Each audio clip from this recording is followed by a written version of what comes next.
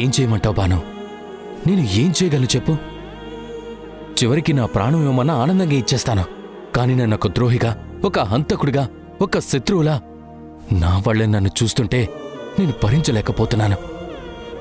నేను మనసారా ప్రేమించిన చాందిని, నాతో జీవితాన్ని పంచుకున్న నా చాందిని, నా వల్ల తల్లి కాబోతున్న నా చాందిని నన్ను శత్రువులా చూస్తున్న చూపులు నేను తట్టుకోలేకపోతున్నాను. నేను తనని మోసం చేశానని, నేను తనకి ద్రోహం చేశానని అన్నట్టుగా తను మాట్లాడుతున్న మాటలు నేను వినలేకపోతున్నాను. ఇక అత్తయ్య ఎలా మాట్లాడారో నువ్వు విన్నావు కదా. అప్పుడు జరిగిందంట్లో నాకు తప్పేమీ లేదత్తయ్యా. ఆ వయసులో పగలు ప్రతీకారాలు ఏముంటాయని చెప్పే ప్రయత్నం చేస్తున్నా కూడా ఆవిడ వినిపించుకోవడం లేదు. కనీసం నా నీడను కూడా సహించలేకుండా ఆ ఇంట్లో ఉండొద్దు అని చెప్పారు. నా భార్య కూడా ఆ మాటలను సమర్థించింది. ఆ క్షణం నాకు అనిపించింది, ఇంకా నేను ఎందుకు బతికున్నానని. ఆయన ప్రాణం ఎందుకు తీసుకోలేదో తెలుసా? నా ప్రాణం అనేది నా దగ్గర లేదు, చాందిని దగ్గరుంది. నా రక్తం చాందిని కడుపులో ఊపిరి పోసుకుంటుంది. వాటి గురించి ఆలోచించి నా ప్రాణాన్ని నేను తీసుకోలేకపోయాను. కానీ ఆ బాధను మాత్రం నేను తట్టుకోలేకపోతున్నాను. ఇప్పుడు చెప్పు బాను, నేను ఏం చేయగలను? చూడన్నయ్య, చీకట్లో మన ముందు ఏముందో కనిపించదు. మనం ఎటు వెళ్దాం అనుకున్న దారి తెలీదు. అయినా సరే గుడ్డిగా వెళ్ళాలి. ఏదో ఒక గమ్యాన్ని చేరుకోవాలి. వెలుతురు వచ్చే వరకు నడక ఆపకుండా నడుస్తూనే ఉండాలి. వెలుతురు కనిపించాక మన గమ్యం ఏంటన్నది మనమే నిర్ణయించుకోవాలి. ఇప్పుడు మన ముందు చీకట్లు కమ్ముకున్నాయి. నేను ఆ ఇంట్లో ఉండడం ఎంత అవసరమో నాకు తెలియదు. కానీ నువ్వు మాత్రం ఆ ఇంటికి దూరం అవ్వడం చాలా ప్రమాదం అన్నయ్య. ఎందుకంటే చాందిని ఒట్టి మనిషి కాదు, తల్లి కాబోతోంది. నీ రూపానికి ప్రతిరూపాన్ని తన కడుపులో మోస్తోంది. ఇప్పుడు తను ఆనందంగా ఉంటే నీ వంశోద్ధారకుడు, ఆ ఇంటికి మనవడు సంతోషంగా పుడతాడని డాక్టర్ చెప్పారు. కానీ ఇప్పుడున్న పరిస్థితుల్లో చాందిని మెంటల్ టెన్షన్ ఎలా ఉంటుందో, మెంటల్ బ్యాలెన్స్ ఎలా ఉంటుందో అసలు నువ్వు ఆలోచించావా? చాందినికి నీ మీద ఎంత కోపమైనా ఉండొచ్చు, నిన్ను ఎంతైనా ద్వేషిస్తూ ఉండొచ్చు. కానీ నువ్వు మాత్రం ఈ పరిస్థితుల్లో చాందిని పక్కనే ఉండాలి. తనని మార్చుకునే ప్రయత్నం నువ్వు చెయ్యాలన్నయ్యా. జరుగుతున్న సంఘర్షణలకి ఒక పరిష్కారాన్ని నువ్వే సృష్టించుకోవాలి. నీ భార్యని నువ్వే కాపాడుకోవాలి. లేదంటే ఇలాంటి అవకాశం కోసం ఎదురుచూస్తున్న నీలిమ దీన్ని అవకాశంగా తీసుకొని ఈ మంటల్లో మరింత ఆజ్యం పోస్తుంది. ఆ ఇంటిని రావణ కాష్టంగా మారుస్తుంది.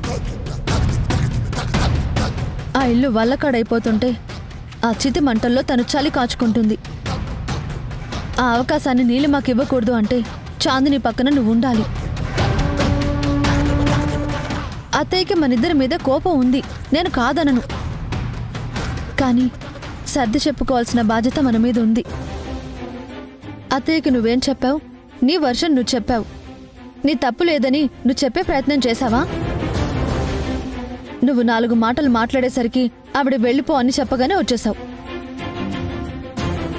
25 సంవత్సరాల నుంచి అత్తయ్య ఆ బాధను అనుభవిస్తున్నారన్నయ్య. తన కొడుకు దూరం అయిపోయారన్న బాధలో ఆవిడ నలిగిపోతున్నారు. దానికి కారణం నువ్వే అన్న అపోహలో ఇన్నేళ్ళు ఆవిడున్నారు. ఒక్కసారి ఆ వ్యక్తి తన కళ్ళ ముందే ఉన్నాడంటే తట్టుకోవడం ఎంత కష్టంగా ఉంటుందో మనమే ఆలోచించాలి. ఆ రోజు జరిగిన దాంట్లో నీ తప్పు లేదని నువ్వే చెప్పాలి.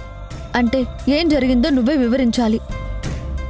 ముందు కోపం వస్తుంది, అరుస్తారు, తిడతారు, అయినా భరించాలన్నయ్య. కానీ జరిగిన నష్టం గురించి వివరించాలి. మన వాళ్ళని మనమే వదిలేసుకుంటే ఎవరు చూస్తారన్నయ్య?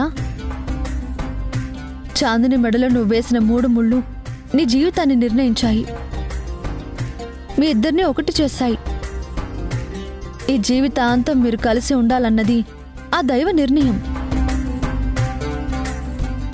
ఆ నిర్ణయాన్ని కాదనడానికి నువ్వెవరు? నీ రూపానికి ప్రతిరూపం చాందిని కడుపులో పెరుగుతుంది. ఆ రూపాన్ని కాపాడుకోవాల్సిన అవసరం నీకుంది. చాందిని కోపాన్ని భరించు, చాందిని తిడితే సహించు, చాందిని ఏమన్నా సరే తల వంచు. కాని ఒక భర్తగా తనకి ఇలాంటి పరిస్థితుల్లో నువ్వే అండగా ఉండాలి, నీడలా నిలబడాలి.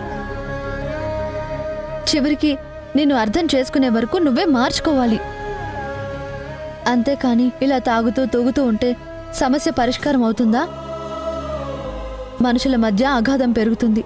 దూరం పెరిగితే అది ఎంత భారంగా ఉంటుందో అనుభవించిన నాకు తెలుసన్నయ్య.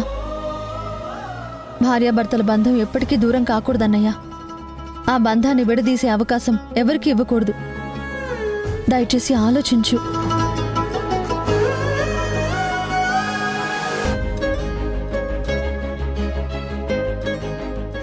నువ్వు చెప్పింది నిజమేనమ్మా.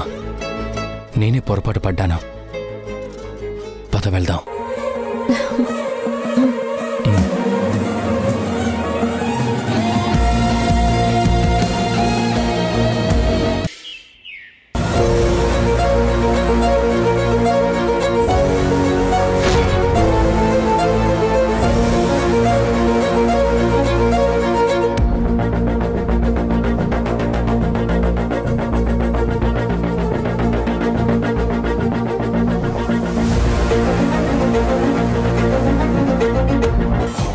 ఏంటి భాను, మీ అన్నయ్య ఇంట్లోంచి వెళ్ళిపోతే చాందినికి ఎక్కడ దూరమైపోతాడో అని భయపడ్డావా?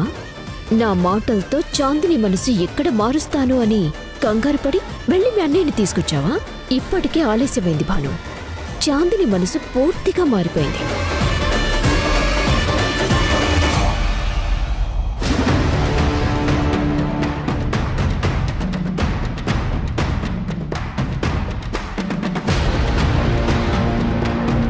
చందని, ఇది పొద్దున బ్రేక్ఫాస్ట్ చేసే ముందు వేసుకోవాల్సిన టాబ్లెట్.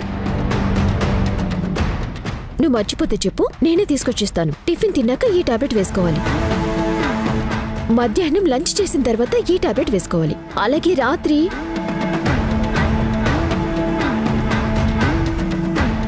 సారీ చాందిని, ఈరోజు నేను మంత్లీ చెకప్కి తీసుకెళ్ళాలి కదా. నేను ఆ విషయాన్ని మర్చిపోయాను. ఏమీ అనుకోకు. డాక్టర్ దగ్గరికి వెళ్ళొచ్చావు కదా, డాక్టర్ ఏమన్నారు? ఏమంటే నీకెందుకు? నీకేం అవసరం? నువ్వు మర్చిపోలేదు, కావాలని వదిలేసి వెళ్ళిపోయావు. నీ నటన బయటకు వచ్చింది కదా, నీ నిజ స్వరూపం తెలిసిపోయింది కదా. ఇంకా నీ మొహం చెల్లలేదు, అందుకే నువ్వు వెళ్ళిపోయావు.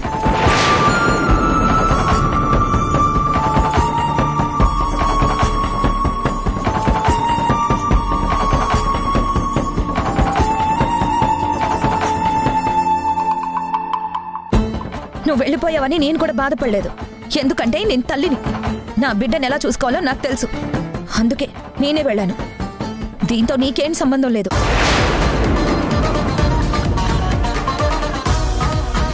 అదేంటి చాందిని అలా మాట్లాడుతున్నావు? ఎంత కాదనుకున్నా మీ ఇద్దరిది బంధం కాకుండా పోతుందా?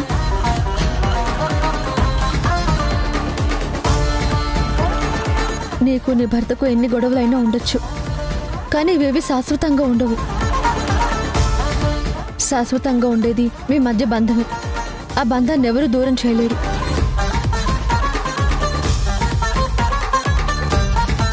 ఆ దేవుడు కలిపిన బంధం, దాన్ని విడదీయాలని ఎంతమంది ప్రయత్నించినా అది జరగదు. ఈ గొడవలేవి శాశ్వతంగా ఉండవు. వీటిని దృష్టిలో పెట్టుకుని నువ్వు అలా మాట్లాడడం మంచిది కాదు.